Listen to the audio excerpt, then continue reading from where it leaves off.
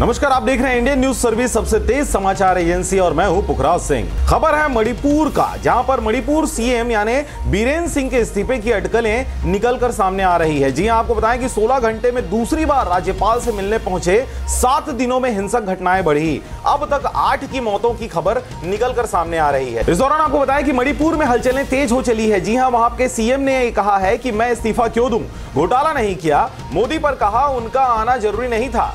PM ने संसद में 2 बार हिंसा पर बात कही है। जी हां, आपको बताएं कि मणिपुर के मुख्यमंत्री एन बीरेन सिंह ने अगले 6 महीने में राज्य में शांति बहाल करने का दावा किया है। उन्होंने सीएम पद से इस्तीफा के आशंका को लेकर कहा, इसका कोई सवाल ही नहीं उठता है। मैं इस्तीफा क्यों दूं? क्या मैंने कुछ चुराया है, कोई घोटाला किया है? वहीं शनिवार 7 सितंबर रात 8 बजे भी उन्होंने राज्यपाल से मुलाकात की थी। यह मीटिंग करीब 30 मिनट तक चली थी। इससे पहले बीरेन सिंह सीएम हाउस में सभी विधायकों से भी मिले थे। सूत्रों की माने तो बीरेन सिंह इस्तीफा दे सकते हैं। उन्होंने पिछले साल 20 जून को भी इस्तीफा देने की पेशकश की थी, बाद में फैसला बदल दिया। मणिपुर में मई 2023 में कुकी और मैतेई समुदाय के बीच हिंसा जारी है। बीते 7 दिनों में हिंसा बढ़ गई है। इसमें 8 लोगों की मौतों की खबर भी निकलकर सामने आ रही है, जिसमें 15 से ज्यादा घायल बताए जा रहे हैं। इस्तीफे की अटकलें की वजह 2 हैं। बीमारी के कारण छुट्टी पर गए मुख्य सचिव को तत्काल वापस बुलाया गया। कुकी उग्रवादियों के एक संगठन ने राज्य में सार्वजनिक आपातकाल की घोषणा भी किया है। 1 सितंबर को राज्य में पहली बार ड्रोन हमला देखने को मिला। इंफॉल वेस्ट जिले के पहाड़ी के ऊपरी इलाके से कोत्रुक और कांडाक बांड घाटी के निचले इलाकों में फायरिंग की और ड्रोन से हमला किया।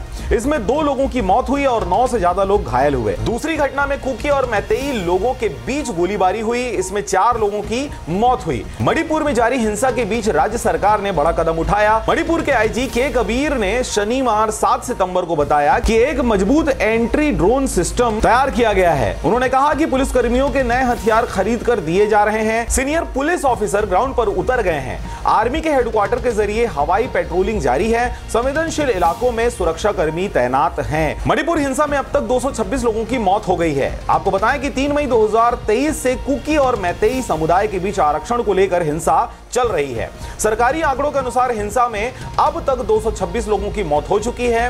1100 से ज्यादा लोग घायल हुए हैं। 65,000 से ज्यादा लोग अपना घर छोड़ चुके हैं।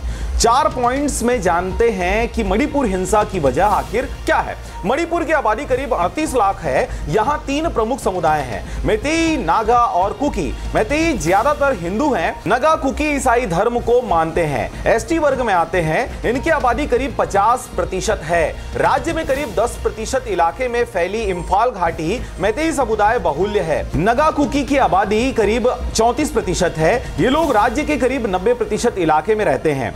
कैसे शुरू हुआ विवाद? मैतेई समुदाय की मांग है कि उन्हें भी जनजाति का दर्जा दिया जाए। समुदाय ने इसके लिए मणिपुर हाई कोर्ट में याचिका लगाई। समुदाय की दलील थी कि 1949 में मणिपुर का भारत में विलय हुआ था। उससे पहले उन्हें जनजाति का ही दर्जा मिला हुआ था। इसके बाद हाईकोर्ट ने राज्य सरकार से सिफारिश की कि मैतेई को अनुसूचित जनजाति यानी एसटी में शामिल किया जाए। मैतेई का तर्क क्या है?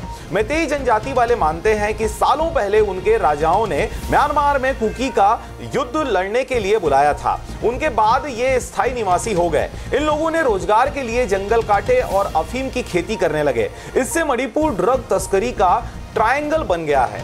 यह सब खुलेआम हो रहा है। इन्होंने नागा लोगों से लड़ने के लिए आर्म्स ग्रुप भी बनाया है। नागा कुकी विरोध में क्यों है? बाकी दोनों जनजाति मैतेई समुदाय को आरक्षण देने के विरोध में है। इनका कहना है कि राज्य में 60 में से 40 विधानसभा सीट पहले से मैतेई बहुल इंफाल घाटी में है। ऐसे में एसटी वर्ग में मैतेई को आरक्षण मिलने से उनके अधिकारों का बंटवारा होगा। सियासी समीकरण क्या है? मणिपुर के 60 विधायकों में से 40 विधायक मैतेई हैं और 20 विधायक नागा कुकी जनजाति से हैं। अब तक 12 सीएम में से 2 ही जनजाति से रहे हैं।